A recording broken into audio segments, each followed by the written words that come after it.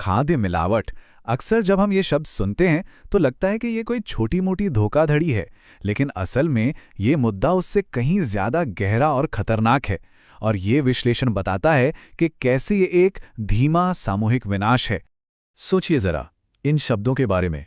ये सिर्फ कुछ रुपयों के मुनाफे की बात नहीं है। ये हमारे स्वास्थ्य, हमारी ताकत और यहाँ तक कि हमारी जिंदगी पर एक सीधा हमला है। तो देखिए, सारा खेल नजरिए का है। एक तरफ है आम राय जो इसे एक मामूली अपराध मानती है, और दूसरी तरफ है इस मोनोग्राफ का नजरिया जो इसे एक धीमा सामूहिक विनाश कहता है। इस विश्लेषण का मकसद इसी नजरिए को बदलना है। ये एक तरह की व्यावसायिक हिंसा है, हमारे स्वास्थ्य पर एक खामोश हमला। तो चलिए अब जरा गहराई में उतरते हैं, देखते हैं कि ये धोखे का रसायन असल में दिखता कैसा है। हमारी थाली में कौन सा जहर परोसा जा रहा है। ये नाम देखिए, metanil yellow, malachite green, urea, detergent, यहाँ तक कि ईंट का पाउडर।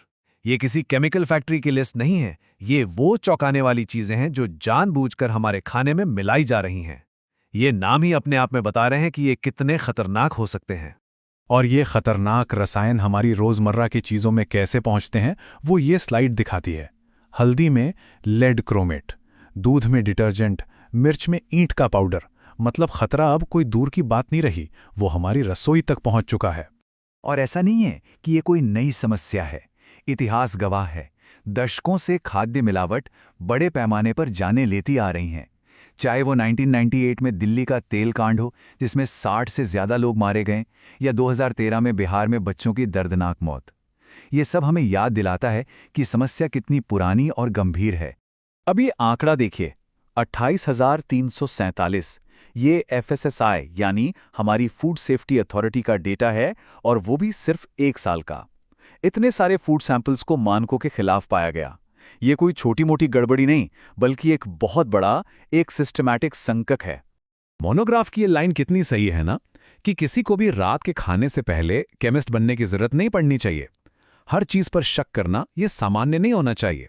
ये हमारे फूड सिस्टम में टूटे विश्वास को दिखाता है।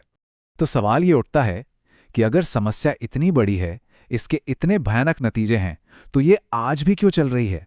और यहीं पर बात आती है असली बीमारी की, और वो है शासन की विफलता। खाने के तेल पर किया गया ये सर्वे देखिए, ये आंखें खोलने वाला है। सिर्फ 2.4% तेल असुरक्षित पाए गए, लेकिन लगभग 24% यानी 1/4 तेल खराब क्वालिटी के थे, और करीब 13% की ब्रांडिंग गलत थी। मतलब हमें हर लेवल पर धोखा दिया जा रहा है, सुरक्षा में, क्वालिटी में और जानकारी में। तो ये मिलावट का खेल फलता फूलता क्यों है? क्योंकि ये किसी एक इंसान का काम नहीं है, ये एक पूरी चेन है, एक पूरी श्रृंखला है। मिलावट करने वाले से लेकर इंस्पेक्टर, लैब अधिकारी और राजनीतिक संरक्षण तक, हर कोई इसमें अपनी भूमिका निभा रहा है। तो असली मुद्दा कानून की कमी का नहीं है, कानून तो हमारे पास है। असली मुद्दा है डर की विफलता। जब पकड़े जाने और सजा मिलने का डर ही खत्म हो जाए, तो यह अपराध बस बिजनेस करने का एक और तरीका बन जाता है, एक लागत जिसे मैनेज किया जा सकता है। तो अब जब हमने समस्या की जड़ को समझ लिया है, जो कि शासन की विफलता है, तो समाधान भी वहीं से शुरू होना चाहिए।